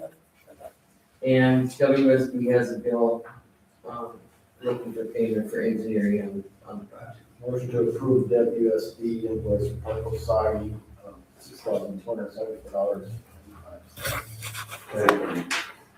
Motion has been made and seconded to approve WSB invoice for Park Osakis Engineering for $6,274.25. All in favor, say aye. Aye. Opposed, same sign. Finally, Project 312, beautification team. Hi, Ms. Amber. Hello. It's a little longer tonight than I usually do, sorry. So you have a picture of our proposed lookout. We started talking about this last year, when we did our, and we raised money for this. Just like any other project you do, ends up being more expensive than what you intended, right? We were gonna go simple and we decided to go a little bit bigger. So, Mike Schrock is who I've been working with to do that. His estimate, he gave to me this afternoon. Yeah, and Angela is very I think it was about 25,000. Yeah. Mike is a local guy, he's a sponsor of the beautification team, and I would like to, see if the council would approve us, just to go ahead and work with Mike. That would be fun. I would second that. Motion is made and seconded for beautification team to move forward with Stroke Concrete. Estimate 1293, all in favor say aye. Opposed, same sign. Motion carries. Thank you. And you see on there, he's gonna do his own dirt work, bring everything in, because, he wants it all, obviously, how he wants it. So, that makes sense to me. The seating, you guys have that? Yeah. Okay, so, oh yeah, I kind of, this one's a little bit different, it's 2 layers, so I can put plants on top of it. Sorry, I sent Angela the wrong picture. So I talked to Todd Herbert, about getting self-water up there, so I can pull water from the lake. I just talked to him on Friday, so I don't have a bid for that, I'll have a bid for that next month. But the shrubbery and stuff, I want to get all of that, so that it has self-watering, so I don't have to go there and water it. And I'm sure that that's gonna, that's gonna be a bigger expense, because you also have to have money to let, if we're gonna spend all this money and have all the flowers there, we wanna make sure that they're looking nice. So I Todd Burbick again from town. And then he would work with, Engel for electrical. But I'll do this for the next meeting. Using the fair for the pumpkins. I haven't wondered that in the last house, so it's not, doesn't happen by itself. Right, so, I don't know. Take them out, they also. Yeah. The weeds in our lovely lake. Well, and Todd did say too that, we would have to talk to Darren, but to see if we could do well water, if the lake didn't work. So that would be a good thing to bring up, and ask Darren, I think the lake is a better option than just. Yeah. It's not maintenance. yeah. But you don't have to do it every day. Buckets. You don't have to do it every day. So it's definitely a good consideration. Yeah. To get more water out of it than what you would have to show every day, but. Yeah. Just No, there's it's, more I've to never it. had a pump, so that's good to tell me. The swing, Chris Hansen just sent me the bid, and that is beautiful. The bid was 13,000. Those big timbers, I just think that they're so pretty though. So that's not a decided part of the rest of it. The first 2 pictures you looked at, that's what I would like to go with, if you guys are okay with that. And then I talked to Darren about the fireplace, and he recommended going with propane. And then we just fill the propane as needed, rather than trying to cut firewood and bring firewood down there. That's if you guys are okay with us having the fire. Is it gonna be something, forgive me for asking, this is gonna be super weird, but how you turn on the water stuff, is it gonna be the kind of same for the propane, like you would have a I'm control? hoping, I'm Okay, hoping that that is what we're doing. Right. And if we can't find something like that, then we just make it look pretty and we don't have the fireplace. We're pretty easy to work with. Why don't we just let them bring in their own woods, like with a campground or something?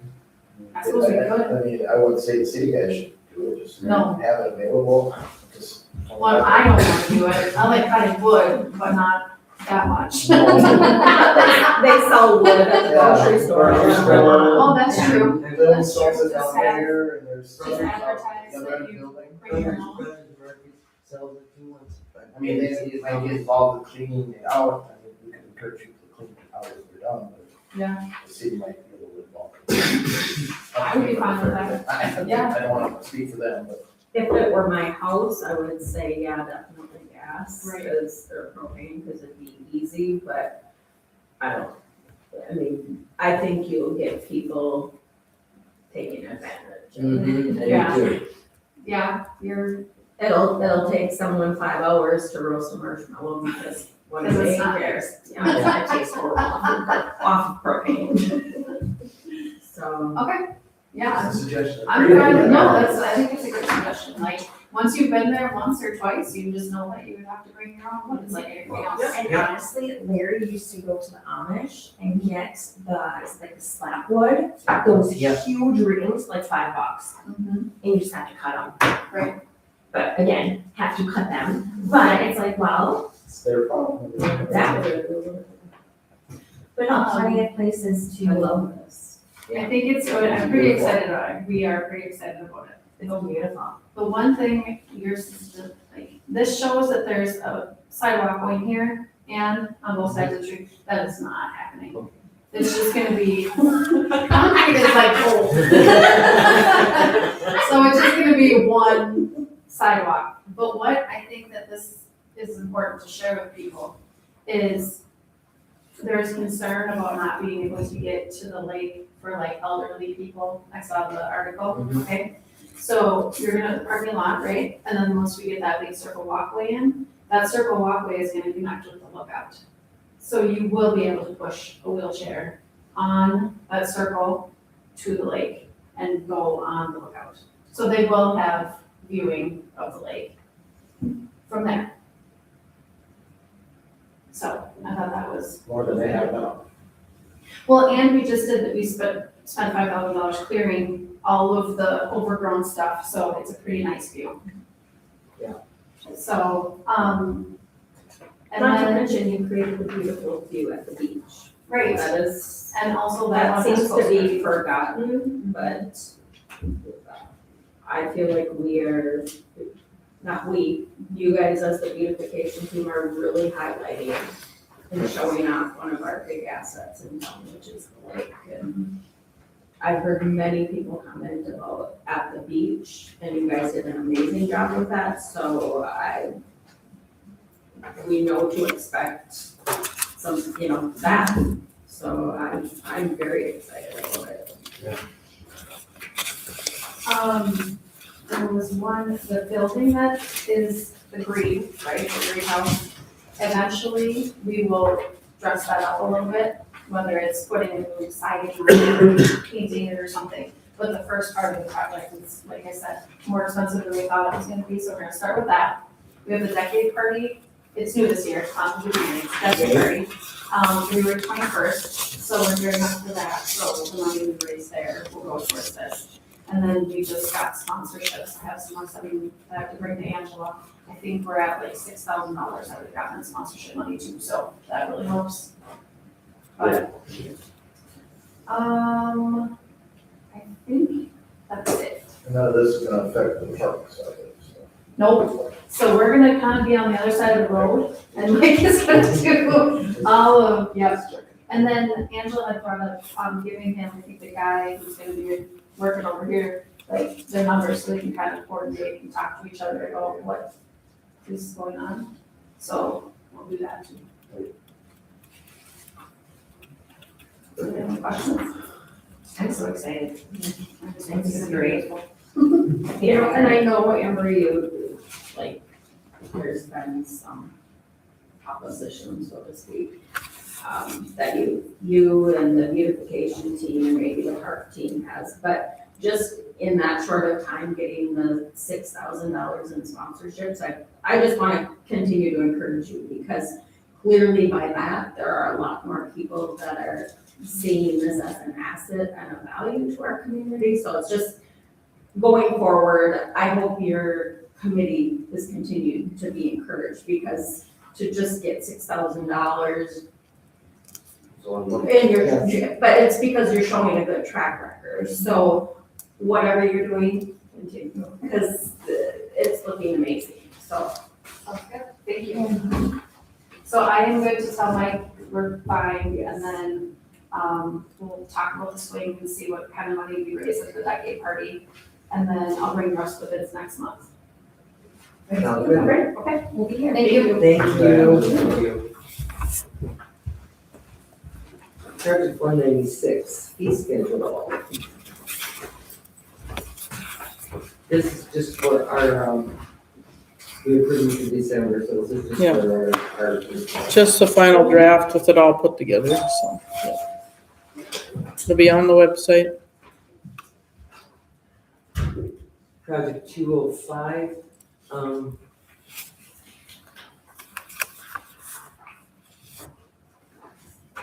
council discussed proposal from WSN at the December meeting. I sat down and talked to Darren for a little bit. The information that he had, that WSN, what we looked at is obsolete, so, my suggestion was to plan a workshop with Darren present, with an updated equipment list. And then maybe send that into WS, or, what is it? WSN. Thank you, WSM, and have them draw up something for us to look at. No sense looking at obsolete information or discussing it or wasting time discussing it. But do you think we should have Darren just have them come down? We don't need to have another meeting to talk about his equipment and everything. Well, Darren and I kind of wanted to have a workshop so that we could look at all of this information, because he's thinking that what we have here for preliminary is gonna need to be way different. Right.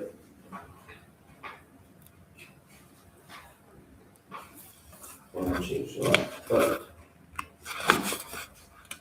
But it's just the way the building sits like that. He says maybe. And if you think that, rather than having a workshop, if you think that we just want to proceed, have him get the updated list and send it up into WSN and get a new proposal, because this proposal is what, almost 2 years old? Yeah. Oh no, December 3rd, 2025, so it's the last one.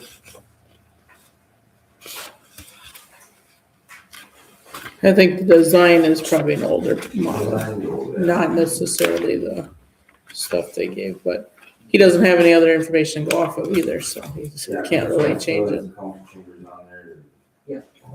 Yeah. That's the last one that they had, so. Mhm. Well, it might be nice just to let Darren talk with them, or whether with you guys as well, about, you know, what are truly the needs that I want. What did you say Darren suggested? He wanted to meet with I everyone? mean, I was just saying, if it's okay with you guys for us to talk directly to WSN and get a new schematic for it drawn up, but like you said, the information they had as far as equipment list is obsolete. He said they've gotten a new lift and a couple of other things that we're gonna need to look at. They're gonna need to look at the building and how it's set up. But if, like I say, I'm sure that it would be just fine with him if we sent this information into WSN and they had us drawing the schematic. That's what I think. Darren should just. Because Darren knows better than I know what he's got. Oh, yeah, You know. yeah. Well, especially if they have this drawing, like, hey, this was our first blueprint we were thinking, make it around the same aspect. The hopefully, and one thing that I, did want to ask or bring up. I know that the grand plan is to eventually have everything located in that property as far as city stuff. But in this first phase, if we're not gonna move the offices and everything down there, that's fine. But is it possible for us to look at a parking garage for the city, city squads? And that's on there still. Is it? It's right here. It is on there. Okay, so that. Well, it's part of All is it. all they would really need, I would think. Most squads get driven home anyway. But for doing their searches and That stuff, yeah, and the car, the wash bay, then they'll just get to use. Sure. it, Yep, you know, yep. They don't need their own. Okay, so all of this would be in our phase one plan. Yeah. Okay, okay. Thank you. Because the other thing is the bathrooms are located where the city, the chambers and the city offices, so I don't know Yeah, I think where they think we would put that if that's in the first couple of rooms. right. And really there wouldn't be any office, I mean, No, and not at this point, but I'm thinking they're gonna want bathrooms. yeah, for sure, bathroom. And I told Darren, like, you should have a shower down there. How many times I fall into a pit or something and somebody's gotta run home and shower or change and like a locker room, most big buildings like this have a locker room now. Run to the car wash. Yeah. Well, you have water there, you could maybe put it before the garage, you know, and then have the garage moved a little bit, and that would be Yeah. access, you know. But they can draw that up, that's what they get paid for, I suppose. If he gets a list to make sure he can fit everything in there, whether they need to size it a little different, and then we can get a drawing, it can come back to council, now we can have a workshop and talk more logistics Sounds about it. good. When you have something you can see. Sounds good. I'll call Garrett tomorrow and ask him to get us an updated list. Now, should he talk directly to WSN or can you just send that in, Angela? Either way, I mean, he has the guy's access number, but usually he talks to me and I just send it in, but Okay, doesn't matter. You can do it. okay.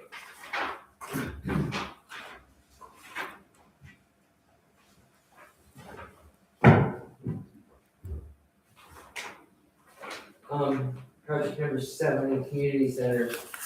Bob K has resigned his position as cleaner at the community center.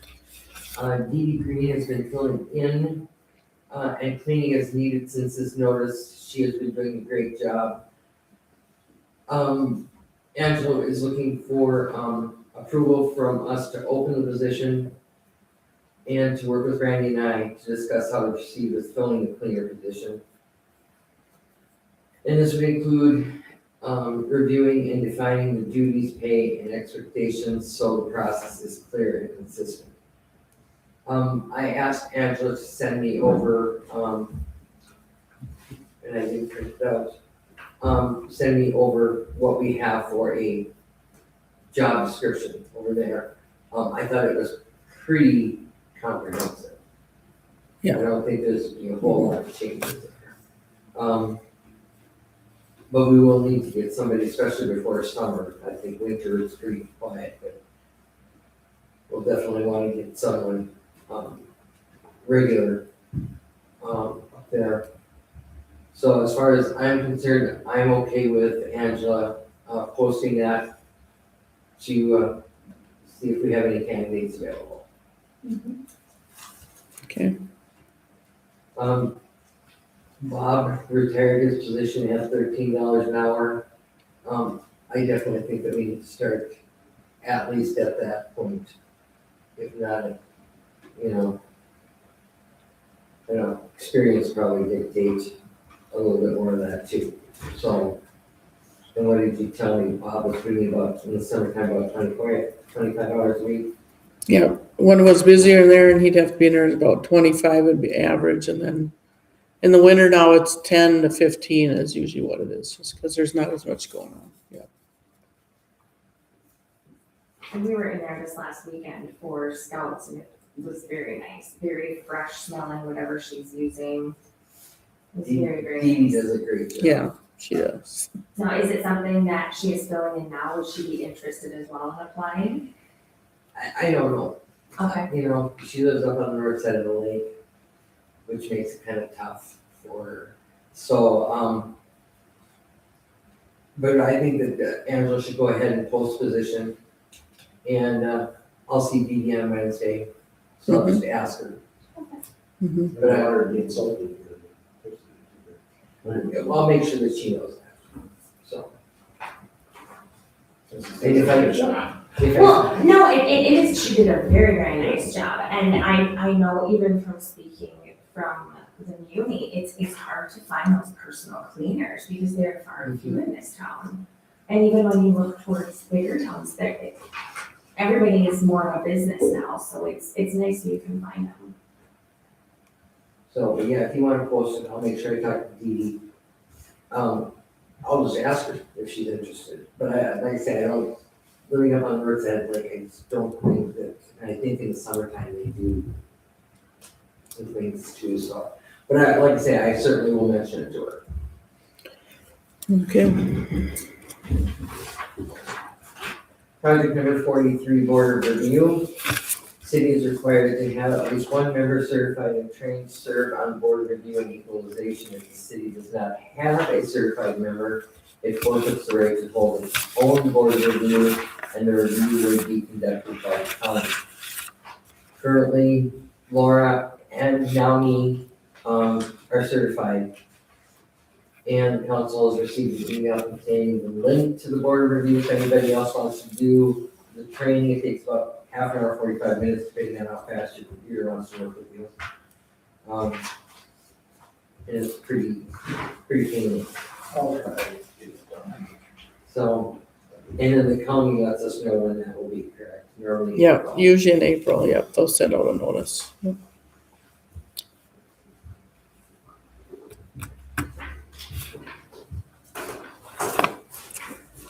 Project 110, gambling. Council has been meeting every quarter with gambling groups in the first month of each quarter on the third Monday. Or for January, that falls on the 19th, which is a holiday. Statutory cities can hold meetings on designated holidays. Does the council want to set up a date? We talked briefly at the last one about not necessarily doing it quarterly, That's what I thought. but they kind of said they wanted something, so maybe, I thought maybe extend it out maybe twice a year. And That's just a thought. maybe that would be bad. Let's say March and August, because isn't there, So I think it's August is their beginning of the year. so Is it February, August, September? 'Cause the last one was in October, right? yeah. Because that's why we pushed it back to October, because then it wouldn't be right, like, we're still at the beginning of their fiscal year, but not right out. Because I know it runs differently. So maybe we should plan them so that we do like February, then in July, or February. Because the last one was the 20th of October.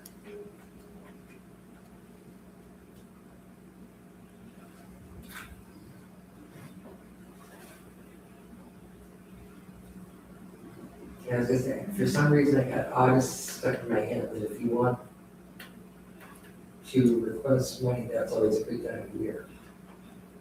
Well, because they have to have their money, they can only carry over so much money at the end of the fiscal year. Also, But the first half, they have to pay taxes. So then the end of the year, they kind of know what they have to work with, so they want funds in so that by the end of the year, they can spend it down. Otherwise, they have to pay some extra fee to the state if they don't have it yet. So maybe it'd be good to do like a March and October, I don't know, just thought. It's not necessarily half and half, but being October worked the last time. The third Monday in March is the 16th.